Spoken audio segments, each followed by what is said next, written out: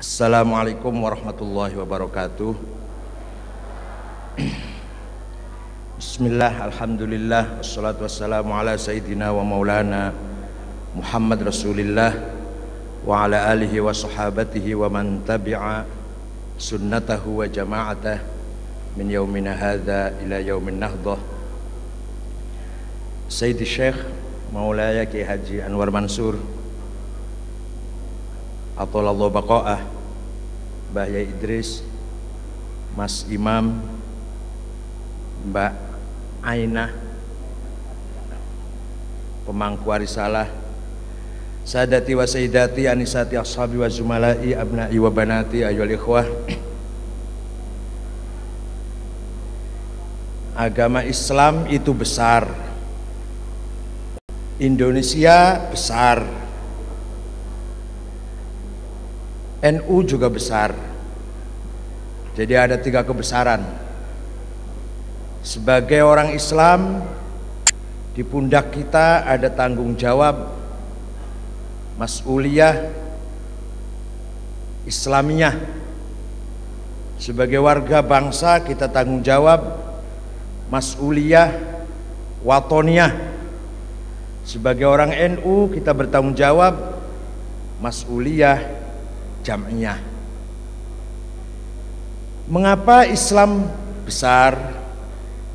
Karena sejak 14 abad yang lalu sampai sekarang akidah dan syariatnya tidak berubah. La yazidu wa la yanqus. Tidak berubah satu titik pun ayat Quran, nuktah Quran, huruf Quran, satu titik pun mboten tambah mboten kurang. Itu luar biasa. Tidak ada agama lain seperti Islam. Agama Hindu, kitab Mahafad Gita ditulis kapan? Gak ada yang tahu itu. Agama Kristen, The Old Testament dan The New Testament mengalami perubahan dan dianggap kitab suci melalui konsili, melalui muktamar. Jadi kalau Kristen itu kalau mau menetapkan kitab suci itu muktamar. Bahkan Nabi Isa sendiri dianggap Tuhan melalui muktamar. Konsili Nikia tahun 225. Kalau Islam 14 abad yang lalu sampai saat menika orsinil, otentik, asolah, la yataghayyar biziyadah aw bin nuqsan. Jadi agama Islamnya luar biasa. Wong Islamnya, tiang Islami pun yang kedodoran, yang konyol. Agama Kristen konyol, orang Kristennya bagus. Agama Islam bagus, orang Islamnya rajin bikin proposal, al-yadus sufla terus. Kalau orang Kristen agamanya konyol, agamanya nggak karu-karuan, agamanya nggak bisa dipahami, tapi manusianya kreatif, produktif, dinamis, muntij. Kalau kita mustahlik, kalau kita ini namanya, mereka muntij. Sekian Indonesia. Indonesia negara besar. Pulau ini ku jumlahnya pun 17.500. Itu jumlah pulau Indonesia niku. Malah ada 5.000 pulau yang belum punya nama. Nanti kita beri nama Hidayatul Muhtadiin ya boleh, Arisalah ya boleh nantilah. Hilang 2 nggak apa-apa, masih banyak kan. Hilang 2 diambil Malaysia nggak apa-apa lah, biar masih banyak ini. Malah Malaysia harap merebut Ambalat, wis ben lah masih akeh. Luasnya Indonesia niki 5 juta hektar, panjangnya pantai 81.000 km. Jumlahnya hutan dulunya hutan tuh 124 juta hektar. Wow, ini pun cukup saniki kantun miten. Yang jelas hutannya nyolongin bukan santri Boyo, bukan. Kalau santri Boyo paling nyolong sendal di masjid. Kalau nyolong hutan, nyolong pasir, nyolong kayu niku harus high tech, membutuhkan kepandaian, keterampilan, ilmu yang tinggi. Kalau Lirboyo paling nyolong sendal, korupsi paling 4 miliar ditahan 5 tahun pisan. Nah sing triliunan aman, sing korupsinya 5 miliar, 4 miliar, niku 5 tahun. Tapi sing korupsinya triliunan, tenang, aman. Jadi sekalian kalau mau korupsi yang besar sekalian, Pak aman. Pak Agil Munawar niku namung 4 miliar, 5 tahun. Rohmin Dahur ini dituduh 16 miliar, bakal piro? Niki siapa? Teotomeon atau siapa lagi yang korupsinya 20 ke bawah lah, itu udah semua dihukum 7 tahun. Tapi Prayogo Pangestu 8,5 triliun, BHS Hendra 3,5 triliun, tenang itu, dicari aja enggak. Jadi santri Boyo pengen korupsi segede tenan, ngapain sendal. Jadi Indonesia itu negara besar, manusianya yang konyol, pengurusnya yang nggak bener. Segala ada di Indonesia ini, kaya raya, luas. Freeport itu emas. Itu Freeport itu diambil oleh Amerika 95%. Kita hanya kebagian 5%. Itu emas. Kelihatannya tanah ketoke lemah, disedot kali telalai ya, masuk ke kapal besar. Nanti kalau udah pergi itu kapal dibuka, sekian persen emas, sekian persen uranium, sekian persen tembaga.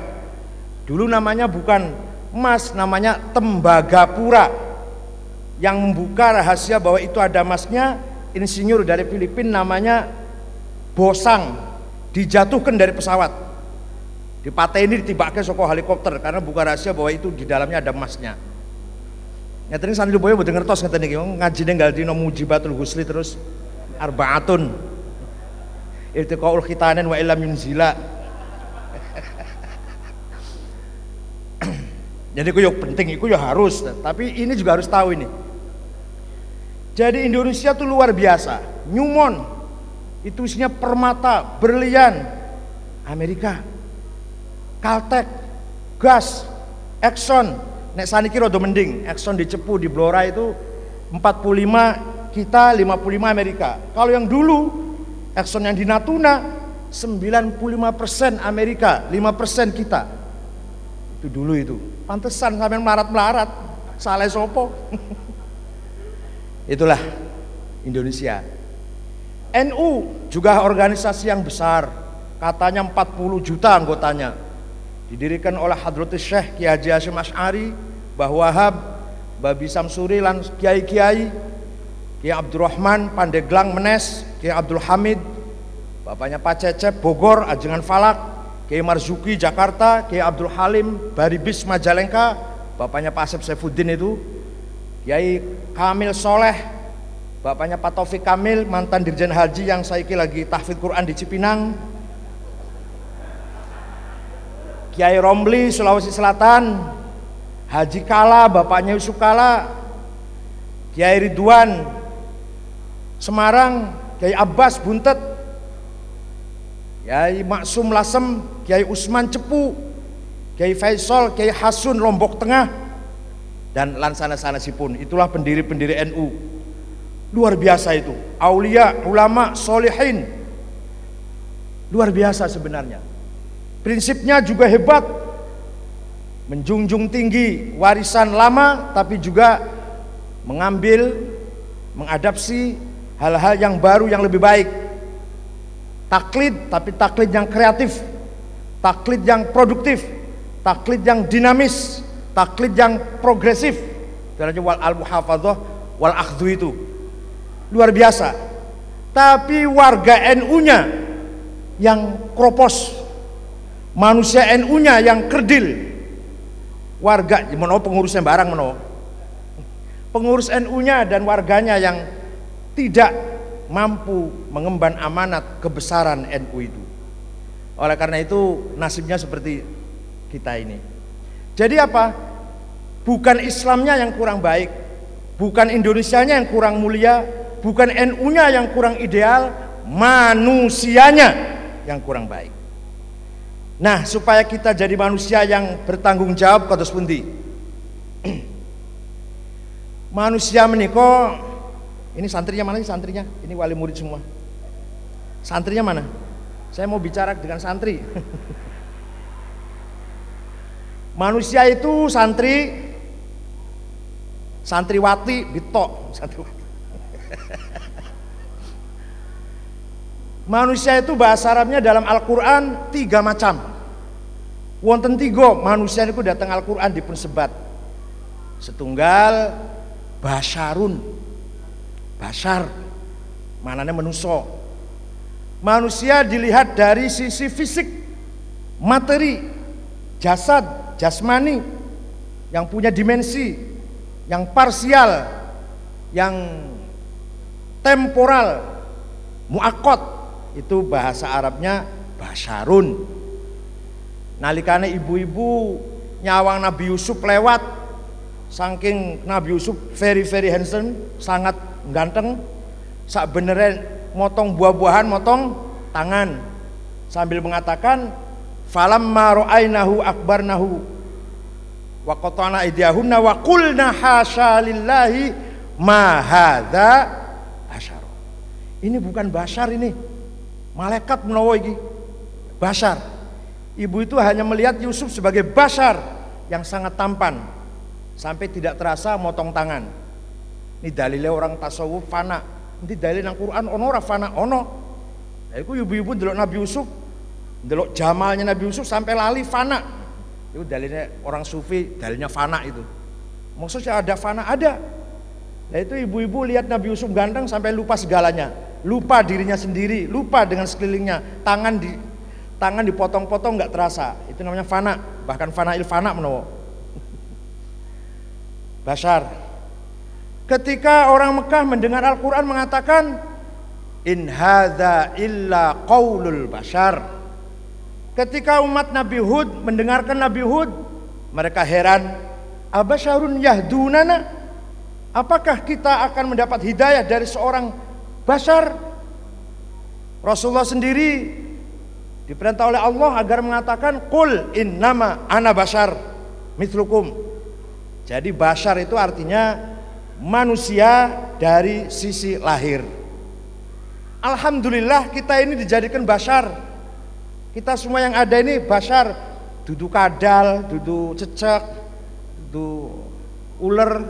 Kita ini semua basyar. Alhamdulillah mendapatkan kehormatan kita menjadi basyar.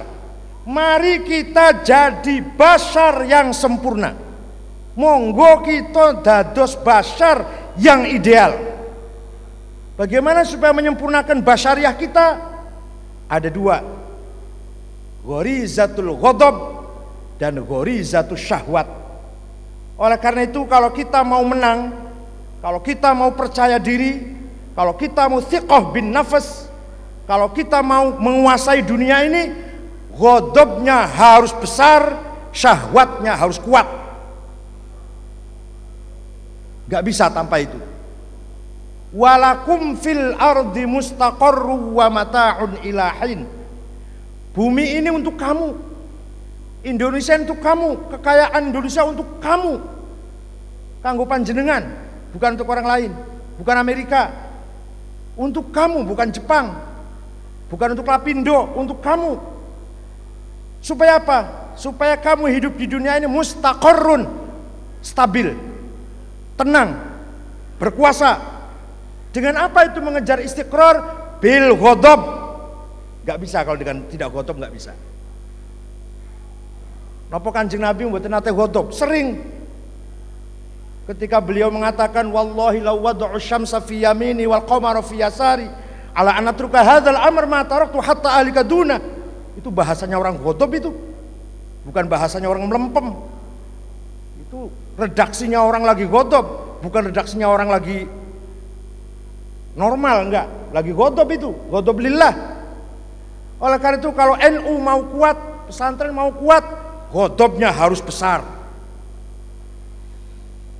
Ketika Allah menginformasikan pada malaikat, malaikat, aku tak ngangkat penguasa di atas bumi ya. Wa idz qala rabbuka lil malaikati inni ja'ilun fil ardi khalifah. Penguasa wakil saya di atas bumi. Siapa itu Allah? Kata malaikat. Ngarep-arep DE sing ngarep-ngarep. Ojo-ojo aku iki. Bukan kamu, Adam, manusia. Kaget itu malaikat, setengah protes. Kenapa yang kau angkat itu makhluk yang berpotensi yufsidu fiha wa yasfikud dima? Qalu ataj'alu fiha may yufsidu fiha wa yasfikud dima? Kenapa yang kau beri kepercayaan menjadi penguasa di atas bumi yang berpotensi konflik, berpotensi saling membunuh? Kenapa bukan kami saja? Wa nahnu nusabbihu bihamdika wa nuqaddisu lak. Kenapa bukan kami saja yang jadi khalifahmu yang rajin istighotsah? Mana nusabbihu bihamdika wa nuqaddisu istighotsah kan? Oh, kata Allah enggak. Justru yang bisa jadi khalifah di atas bumi adalah yang siap untuk yufsidu fiha wa yasfikud dima. Yang hanya istighotsah enggak bakal menang. Tenan itu. Ya percaya monggo mboten wonten Quran kok. Yang hanya nusabbihu bihamdika saja, yang hanya wa nuqaddisu saja enggak layak jadi khalifah. Rebutan gubernur enggak bakal menang. Rebutan bupati enggak bakal menang. Rebutan masjid dulu kalahan. PKS yang nggak pernah bikin masjid tahu-tahu ngerebut masjid. Yang bikin masyarakat NU, tahu-tahu yang menguasai bukan NU. Kalahan kita ini. Kenapa? Kurang yufsidu fiha wa yasfikud dima. Kurang godop kita ini. Ya nggak ya masjid itu masyarakat NU, sehingga madrasah masyarakat NU. Lama-lama ada kelompok apa Hizbut Tahrir, apa PKS, kirim orang service cleaning. Saya mau mengabdi masjid ini sebagai pembersih, ya apa namanya? Kalau bahasa Jakarta merobot, apa bahasa Jawanya apa ya? Pokoknya penjaga masjid lah. Nggak usah kemit nggih. Nggak usah dibayar, nggak apa-apa. Ya silahkan. Lama-lama baru 1 bulan 2 bulan ikut rapat. Kalau pengurus rapat ikut usul. Nanti khutbah yang akan datang coba ganti ya. Siapa? Ustadz A. Nanti pengajian yang akan datang, saya punya kiai, tahu kiai A, kiai fulan, datang kiai yang bukan NU. Lama-lama karena sering kiainya malah nggawa bantuan pisan, malah jadi masjidnya malah hilang ke NU-an di masjid itu. Nah ini loh, cara mereka luar biasa. Kita ini kalahan kalau gitu-gituan, kalahan sudahlah. Diatur itu semua oleh pusatnya, oleh bosnya itu. Jadi kalau kita ingin menang, siap. Punya potensi, punya semangat, yufsidu fiha wa yasfikud dima. Tidak cukup ingin menjadi khalifah kalau hanya nusabbihu bihamdika wa nuqaddisu lak. Enggak cukup itu.